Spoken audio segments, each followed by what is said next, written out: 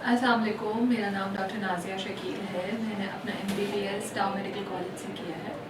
उसके बाद मैंने हाउस जॉब सिविल हॉस्पिटल से की। उसके बाद मैंने रेजिडेंसी ज्वाइन की थी PNS शिफा हॉस्पिटल से। और स्किन में बेसिकली मैंने स्पेशलाइजेशन किया है, मैंने MCPS किया है। और उसके बाद मैं जो है वो 5 इयर्स से प्रैक्टिस कर रही हूँ as a skin specialist and as an esthetician.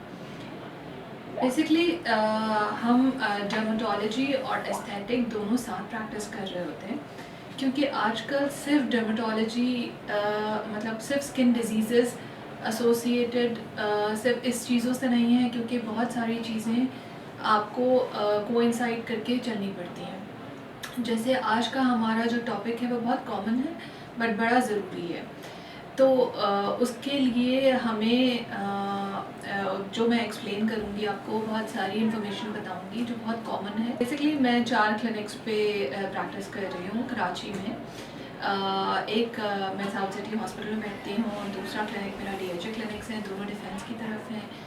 और मेरा थर्ड क्लिनिक है ताहिर मेडिकल सेंटर और एक मेडिकेयर हॉस्पिटल। अलग अलग डेज़ हैं, अलग अलग टाइमिंग्स हैं।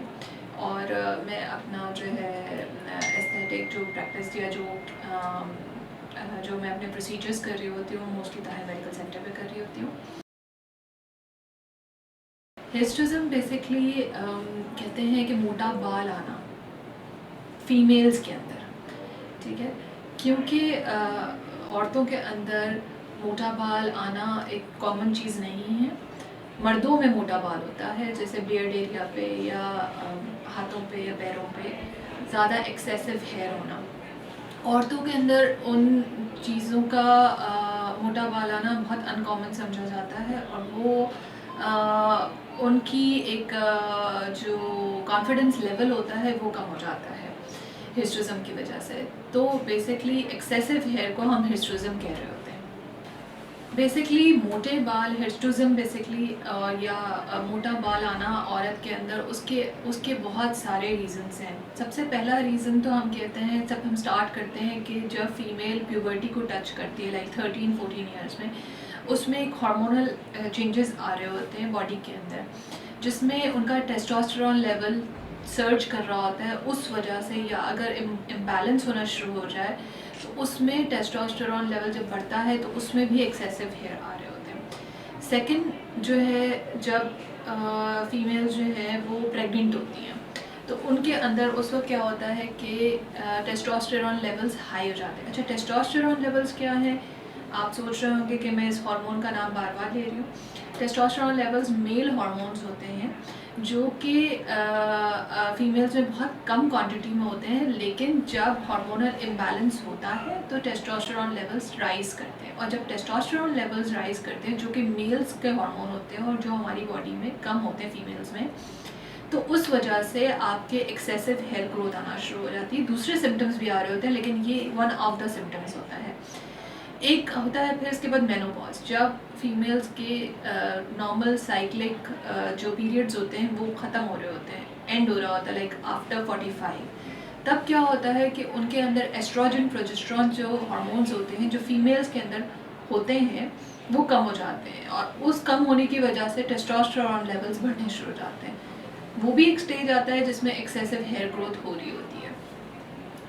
तो एक ये कॉमन चीज़ें हैं जो एक फीमेल्स में आ रही होती हैं। रीजंस तो बहुत सारी हैं जो कि हम आगे डिस्कस कर रहे हैं। दूसरे कॉजेज़ में ओबेसिटी आती है। ओबेसिटी जिसमें आपका वेट बहुत ज़्यादा ओवर वेट होता है, जैसे लाइक 90 kgs या अबव 100 kgs होता है, जिसमें आपके इंसुलिन जो एक हार्मोन होता है वो बढ़ जाता है।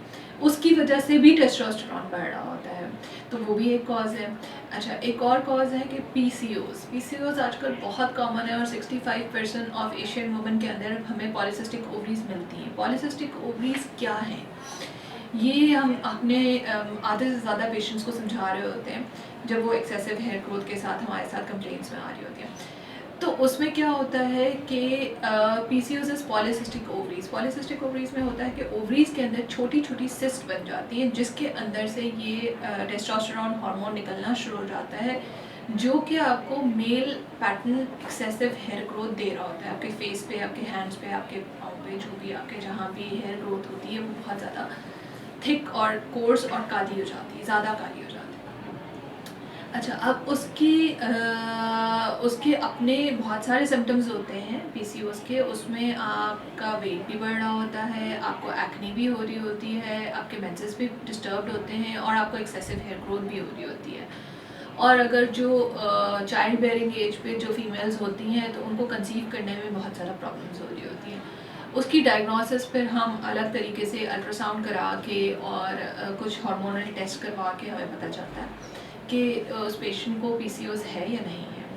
अच्छा, दूसरा और एक और रीज़न ये है कि कुछ चीज़ें हेरिडिटरी भी होती हैं, जैसे माँ की तरफ से या फूफियों की तरफ से या जो भी खालाओं की तरफ से ये एक्सेसिव हेयर ग्रोथ भी आ रही होती है। बेसिकली हम हिस्टोरिज्म को प्रिवेंट नहीं कर सकते, लेकिन हिस्टोरिज्म को हम डायग्नोस कर सकते हैं। जब तक हिस्टोरिज्म आए ना, तब तक हमें पता नहीं चलेगा कि अंदर क्या हार्मोनल इम्बैलेंस हो रहा है।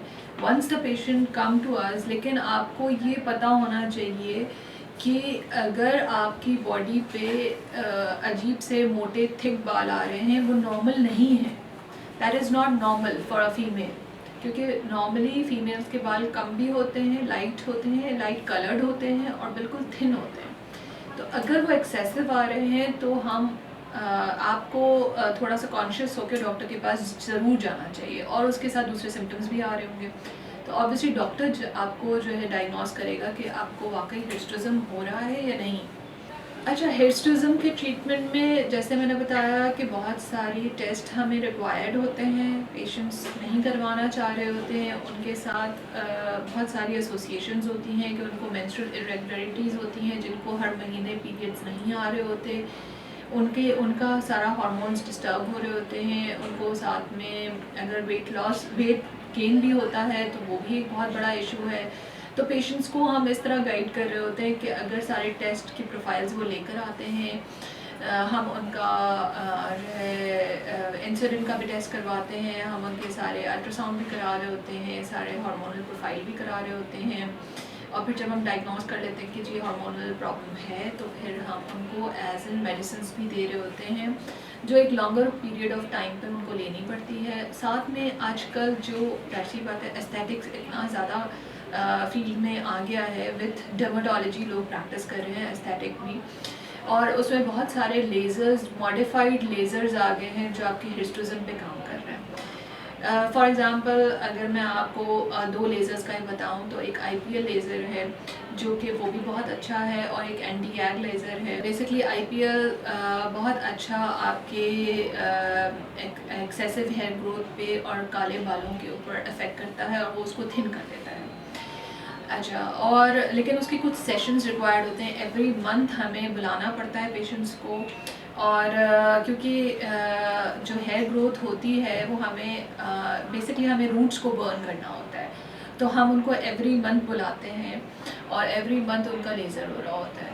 तो अगर जिन पेशेंट्स का, एक तो होता है कि जेनेटिकली उनकी हेयर ग्रोथ ज़्यादा होती है, वो पेशेंट्स बहुत जल्दी ठीक हो जाते हैं। जिनका ऑब्वियसली हार्मोनल इश्यूज़ होते हैं तो उनको ओरल मेडिसिन के साथ और विथ लेज़र्स हम ट्रीट करते हैं, तो जाहिर सी बात है कि उसका longer period of time, like 8 to 10 sessions भी चल रहे होते हैं। लेकिन ये है कि बहुत डिफरेंस आ जाता है, बहुत पेशेंट्स। अच्छा, एक और लोगों के पास ये मिथ है कि लेज़र से आप बस कह रहे हैं कि परमानेंट हेयर रिमूवल हो जाता है। परमानेंट हेयर रिडक्शन होता है, रिमूवल नहीं हो सकता। हम मैमल्स हैं, हमें तो हमारे बाल तो होते ही हमारी बॉडी पे, लेकिन हमारे बाल अगर नॉर्मल हो जाएं, थिन हेयर आ रहे हैं, लाइट कलर्स के हेयर आ रहे हैं, तो वो फिर कोई किसी को बुरा नहीं लग रहा होता है। लेकिन ऑब्वियसली थिक हेयर होंगे और काले बाल होंगे तो वो सबको बुरा लग रहा होता है। तो basically it's not permanent hair removal, it's a permanent reduction. तो अगर आपके 100 बाल आ रहे हैं तो फिर वो 20 बाल आ रहे होते हैं, और 20 बाल भी बहुत हल्के आ रहे होते हैं। तो that is a successful treatment. So please go for lasers के लिए आप आईपीएल को भी वो कर सकते हैं, और आप एंटी-एग लेज़र को भी जो है ऑप्ट कर सकते हैं, and that is a very good treatment. Hirsutism में ये रिवर्सिबल हो भी सकता है और नहीं भी हो सकता। वी कैन नॉट से बिफोर इट कि भाई आप पहले से बताएं कि भाई ये हो सकता है कि नहीं हो सकता, लेकिन हाँ ऑब्वियसली जैसे मैंने अभी डिस्कस किया कि अब अगर एक पेशेंट को एक दफ़ा हिस्ट्रिज्म हो गया, हमने उसको ट्रीट कर दिया, लेकिन 2 साल बाद 3 साल के बाद वो दोबारा प्रेग्नेंट हुई और उसका हार्मोनल फिर से चेंज हुआ और उसके अंदर टेस्टोस्टेरोन लेवल्स फिर से बढ़े, और फिर उसके बाद नॉर्मली क्या होता है कि प्रेगनेंसी में आफ्टर डिलीवरी प्रेगनेंसी में टेस्टोस्टेरोन बढ़ता है, लेकिन आफ्टर डिलीवरी वापस टेस्टोस्टेरोन नॉर्मल हो जाता है। अगर वो ना हो तो वो ऑब्वियसली दोबारा से हिस्ट्रिज्म के उस फीचर में आ जाती है, तो हो सकता है कि दोबारा आ भी जाए, बट फिर पेशेंट अवेयर भी होती है और वो आराम से डॉक्टर के पास जा भी सकती है।